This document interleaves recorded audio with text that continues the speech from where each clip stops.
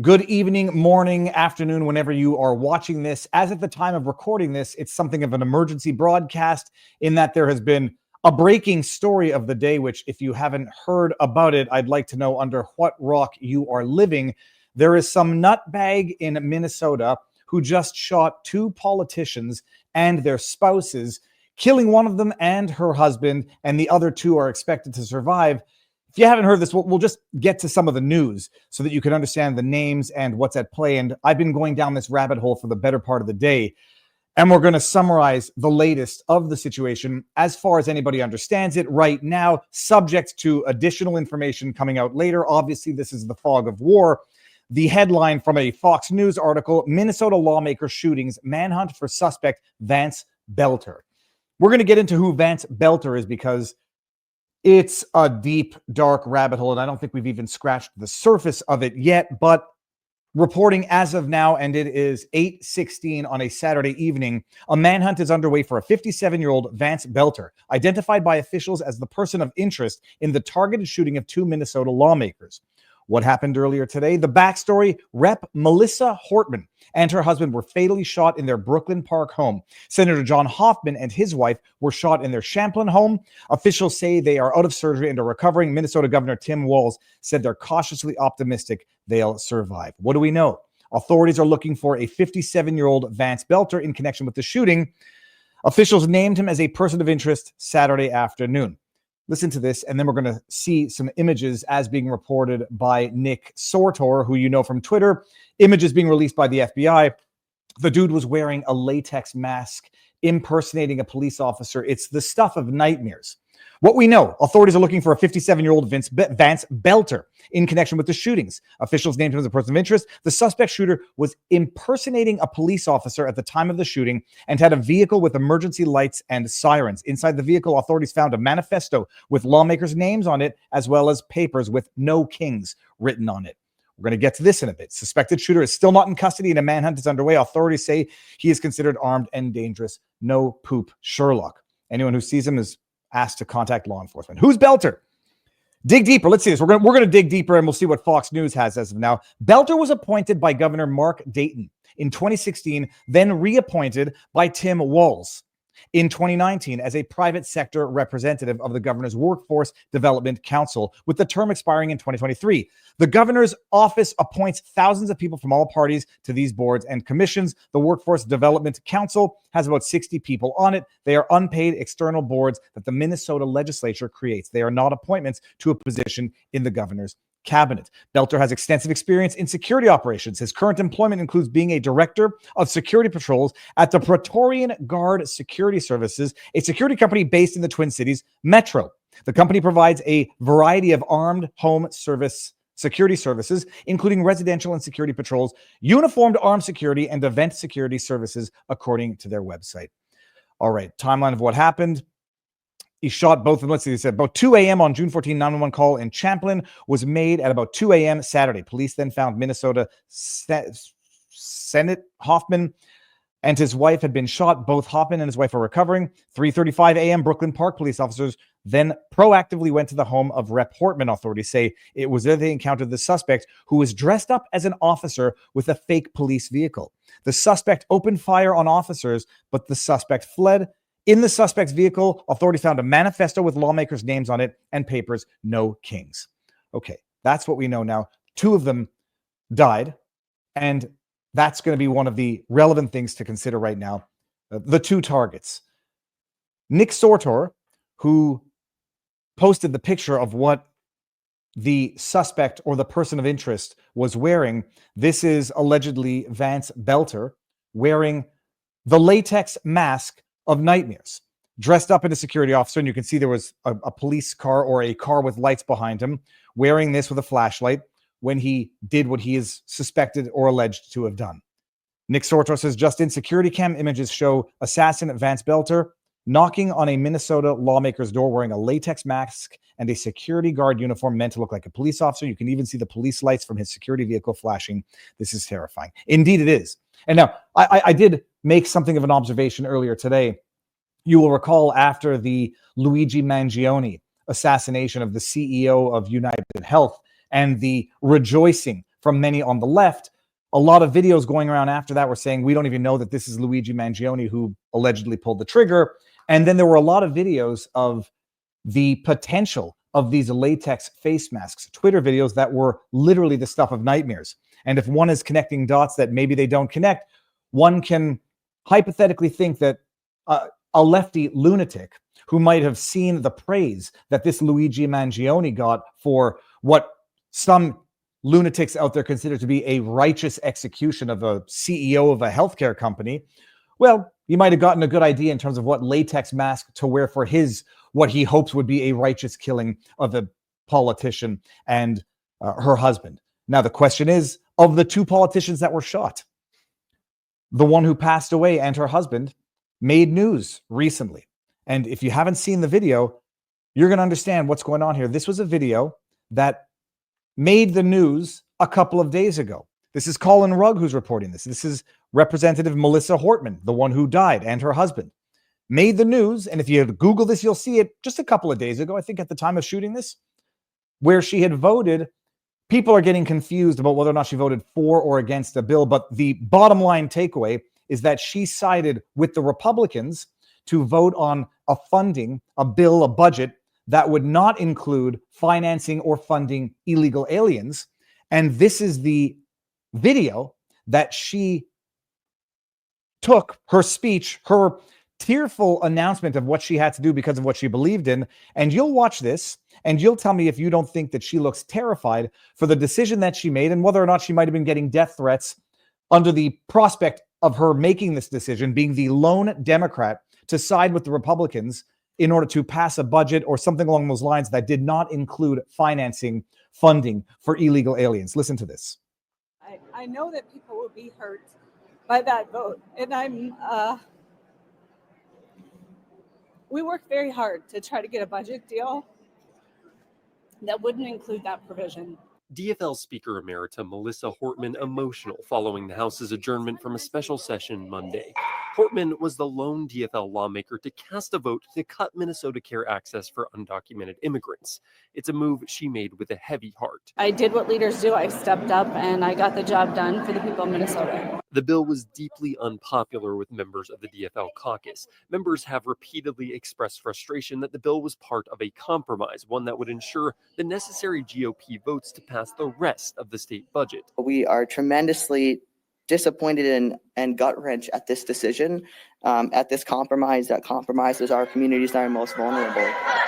We can pause it there or just end it now. For those who don't know what the DFL is, it's the Minnesota Democratic Farmer Labor Party.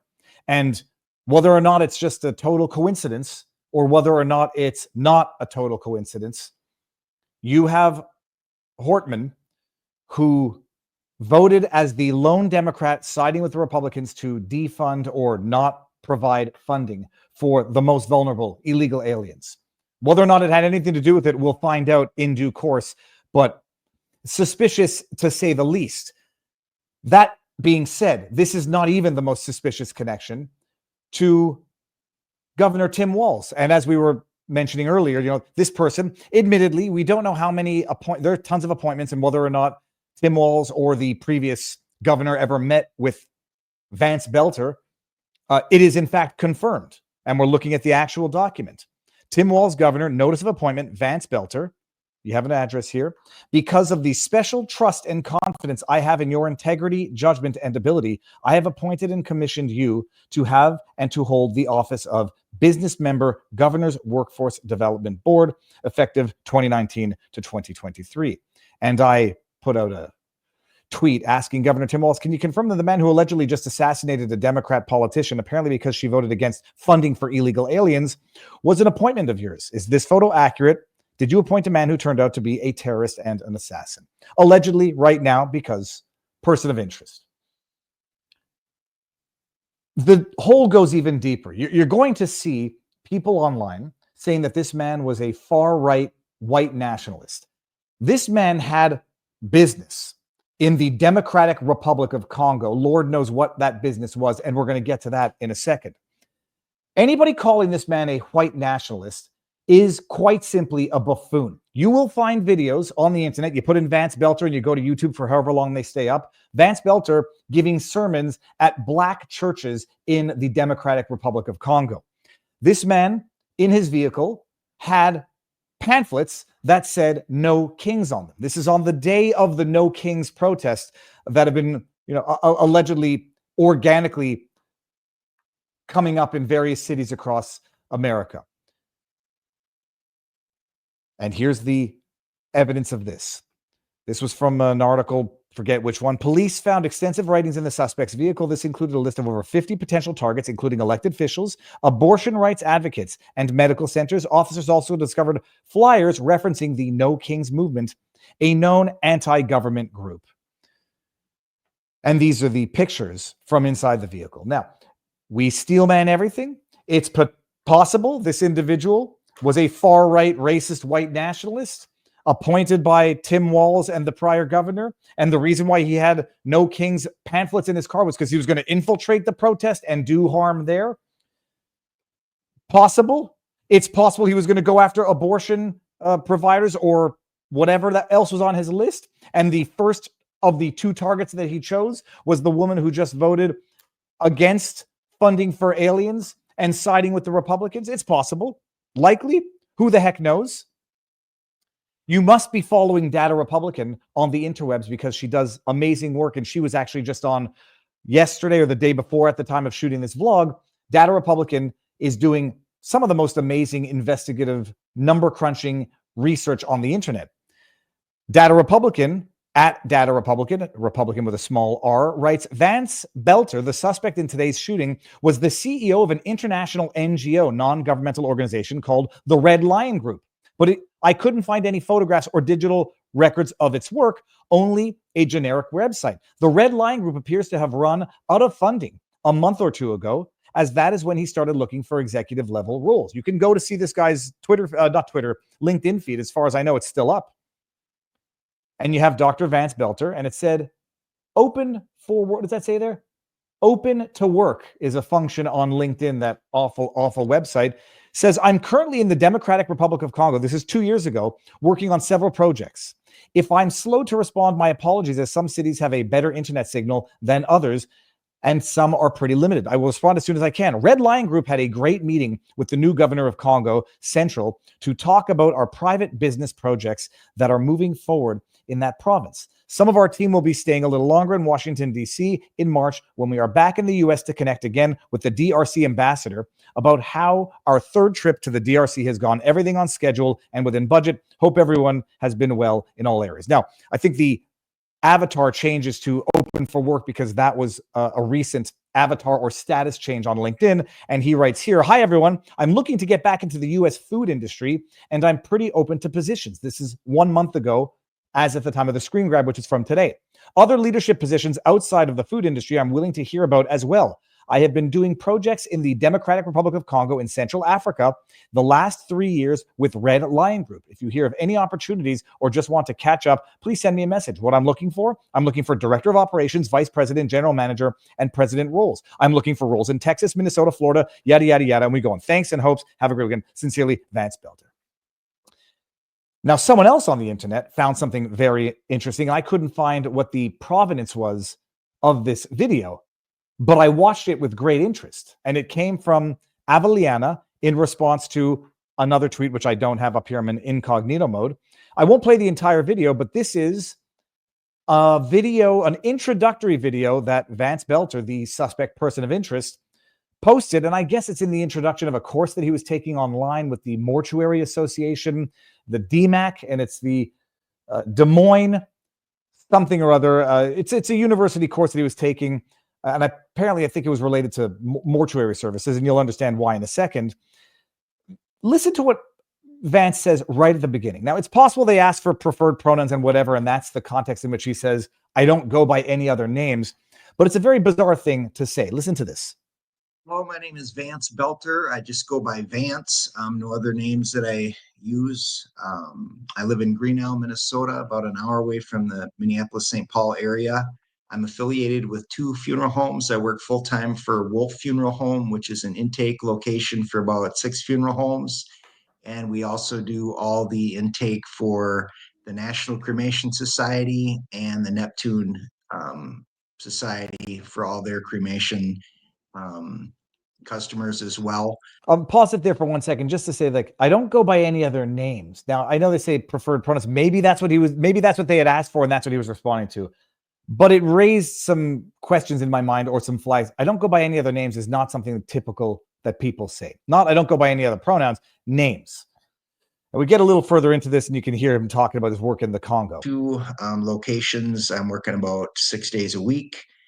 What else here? Family and pets. I have a wife and 5 kids, and we have 2 pets, German Shepherds. Fun fact about myself, I've been in the food industry about 30 years, and that led to an opportunity. I was invited to the Democratic Republic of Congo, which is located in Central Africa. When I was in high school, the country was called Zaire. That's a little bit more familiar with people, but it's the largest, second largest country in Africa, right in the middle, in the center there, and was asked a couple years ago to go and see what I could do for ideas on helping their food supply system. Their population is about 100 million people, and they import 80% of their food currently. So some of the food companies I worked for in the past were Farm to Fork, like Del Monte Foods and Golden Plump Poultry, where we did everything from, at Del Monte, we planted the products to harvested them to process them and then shipped them out. In Golden Plump Poultry, we had our own hatcheries, grow out barns with the farmers, and then processing plants. So between those 2 companies, I have some experience with agriculture. And so we could put it on pause there. And another flag that goes off in my mind is the Minnesota lawmaker who just voted against continued funding for illegal aliens. We've talked about this multiple times, and whether or not these are dots that connect or they're just coincidences. Some of the biggest beneficiaries of the presence of illegal aliens are big food, big agriculture, who tend to exploit the cheap labor of unskilled illegal immigrants for the purposes of producing things cheaper. Whether or not those dots connect, who knows? But that's where we're at right now. Mika Irfan is an individual who, we're going to see gaslighting of the highest level here. Now, speculation might turn out to be true. It might turn out not to be true. There might be a manifesto. This man might turn out to be one of the far-right extremists who was appointed by Tim Walz and went after 2 very specific members of the DFL, one of whom made news barely a day or 2 ago. You're going to see some gaslighting, but it's important to understand what the heck you're talking about, and Mika Irfan doesn't seem to do that. No oligarchs, no kings. Executive committee. Interesting. The man who had the No Kings pamphlets in his car, who's the person of interest. Yeah, okay. Republicans keep spuriously alleging that the shooting is because of a vote to take away healthcare from the undocumented. This cannot possibly be true because the senator he assassinated voted against that bill. Everyone else we know on the list has nothing to do with it. It seems that some people are not understanding what it means to have voted against that bill. The only lawmaker that he killed and her husband were the only Democrat who sided with the Republicans to pass that bill that upset a lot of people in Minnesota, which tends to be, say, left-leaning. The information that we have as of right now, also, by the way, is that the alleged assassin's wife allegedly interned for Tim Walz some time ago. That the alleged assassin was an appointment of Tim Walz, we know. That the alleged assassins had No Kings pamphlets in his car, and Democrats have the audacity of claiming the alleged assassin is a far-right extremist. It actually sounds like he was quite a long-time associate of Tim Walz. And here we have the receipts coming from Nick Sortor. Jennifer Boelter, most recent known job, former rep Tim Walz, 10 years ago, 15 years ago. Then we have photos of the 2 of them. And we have Tim Walz looking all grimacy, who seemed to know immediately that this was a targeted political assassination. One thing is for certain, the fact that authorities were able to identify this guy, or at least identify a person of interest so rapidly, and notify whoever else might be on that manifesto hit list is credit to them. There's a lot of lefty Democrat politicians online today demanding that the the right that Republicans denounce this assassination as if it needs to be denounced. Violence does not need to be denounced except by the people who dog whistle it into existence on a daily basis. Normal people don't need to denounce the brutal murder of any politician. But the ones who have been sitting here righteously depicting Luigi Mangione's extrajudicial assassination as a righteous kill, the ones who have been demanding that people harass, get more aggressive in their confrontations of their political adversaries, they might be the ones who have to denounce this, but they won't, because they want to paint this as a far-right issue when, by all accounts, everything points to the exact opposite as of today. We'll see where it goes. That is the latest. That is the most developed analysis of the evidence as that I know as of this moment. And if you're still watching right now and you haven't hit subscribe and turned on notifications, I don't know what I have to do in terms of work to spend all day Saturday, people, going down this rabbit hole to understand what the heck is going on. Make sure that you hit subscribe for updates. We will talk about this tomorrow night, obviously, with Robert Barnes during our Viva and Barnes Sunday Night Law Extravaganza. That's it. Everyone, stay safe. Don't turn to violence. No, normal people don't need to be told this.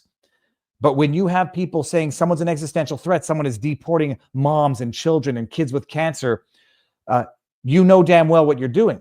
And when you have that one of the Democrat politicians, lawmakers, siding with the Republicans, the only one giving a tearful, fearful statement afterwards, one can only connect the dots that they think are closest for connection. That is it. Viva Fry. You know what to do. And peace out, peeps.